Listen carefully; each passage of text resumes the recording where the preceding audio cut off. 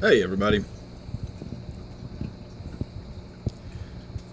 This is my first day I've done any public video here on my new 40 breeder. I did publish one video earlier, so this could be said to be later that same day. And I've just been waiting and watching, and there's been a few times where Butterbean, my figure 8 puffer back there, has actually ventured out of this corner, and I've noticed him around in the tank. But for the most part, he has been just staying up in this corner. And, or down by the bottom, but he's swimming up against that glass like he's just trying to swim out of the tank. And it's just persistent. I don't know why he's trying to do that. I have lowered the specific gravity in the tank, but it's at 1.004, which is probably a little lower than ideal, but it's certainly not enough to have him in any kind of level of discomfort. I could put him in fresh water and he'd be okay in those regards, at least temporarily. Not really sure why he's so unhappy in there, whether it's just the new surroundings or what the deal is, but he's got a great big tank with plenty of stuff to explore and caves to get in, and he can get underneath of all of the different vegetation. I've got snails in there for him already. He's got lots of non-aggressive tank mates that don't harass him or bother him. And yet, it's just like this machine that just keeps doing this up and down, up and down, up and down. All day long he's been doing this. So I don't know what to do. I mean, I'm guessing I can't really do anything. I can just either hope he gets used to the tank, or this is going to be Butterbean's strange new life of just swimming up and down in a corner of a tank for the rest of his life, because I don't know what else to do. This is his new home. This is a 40-gallon tank. He should be able to spend the rest of his life in it. I wish he would just sort of explore it and get used to swimming around in it instead of trying to swim through that corner back there. I guess at some point he's going to figure out that he can't actually... Oh, look, he's eating a snail. Yay, we're finally getting to see some normal behavior. Let me see if I can zoom in on it a little bit.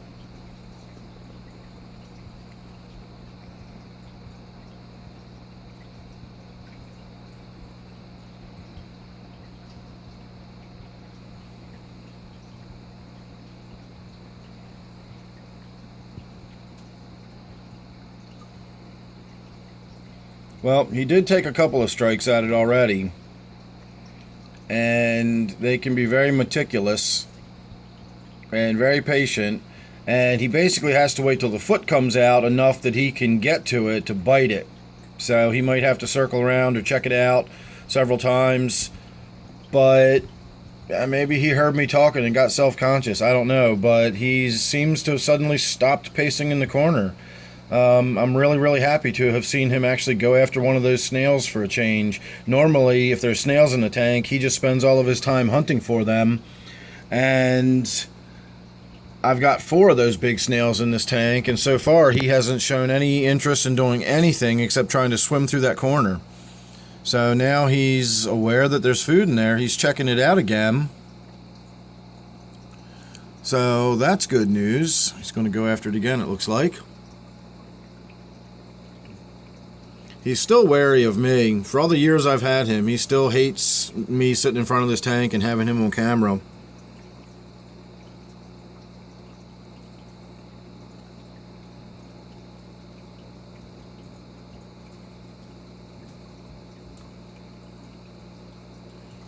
Unfortunately, the snail is open side down, and it is withdrawn up into its shell, so there's not a lot he can do. He's just going to keep circling it until he can get a clear shot at it, and eventually, hopefully, he'll be able to get a nice meal out of that.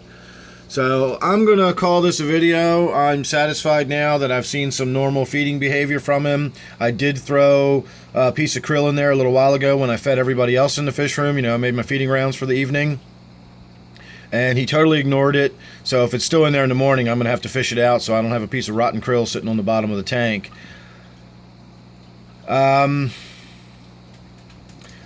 I can't think of anything else. I guess we're just going to go ahead, like I said, wrap this up. Make sure you're subscribed. We'll be doing plenty of updates. Now that I've seen some positive behavior, hopefully he'll start to normalize into the tank, and we'll get to see some really cool behavior with him interacting. Well, wait a minute. Let me see if he doesn't come over here and say hello for a minute. He's swimming right at us. Yeah, he just saw me, and now he's thinking better of that.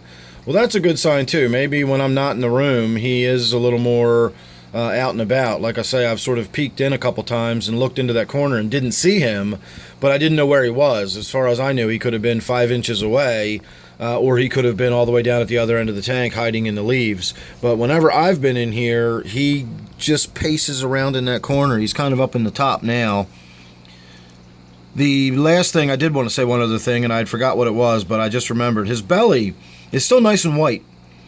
He's not, I mean, he's got a little gray patch here and there throughout the day, depending on what I've been doing. I let the lid slip earlier once, and it banged and slammed, and that startled him. And when I saw him 10 minutes later, his stomach was a little bit gray. But for the most part, by and large, he's nice and white on the belly, and that is a good sign. That means he's happy and healthy. The dark belly and the gray markings on the belly that turn up are signs of stress. So he hasn't puffed or anything like that, and his belly's still nice and white. So it's only just now been maybe 25 hours, maybe 26 hours since he's been in the tank. It has not been long at all. So he'll settle in, I'm sure. At any rate, I'm really going to go this time. So thanks for watching. Make sure you're subscribed. Don't forget, this one's my Brackish tank. And I will see you real soon in the next one. Thanks again for watching.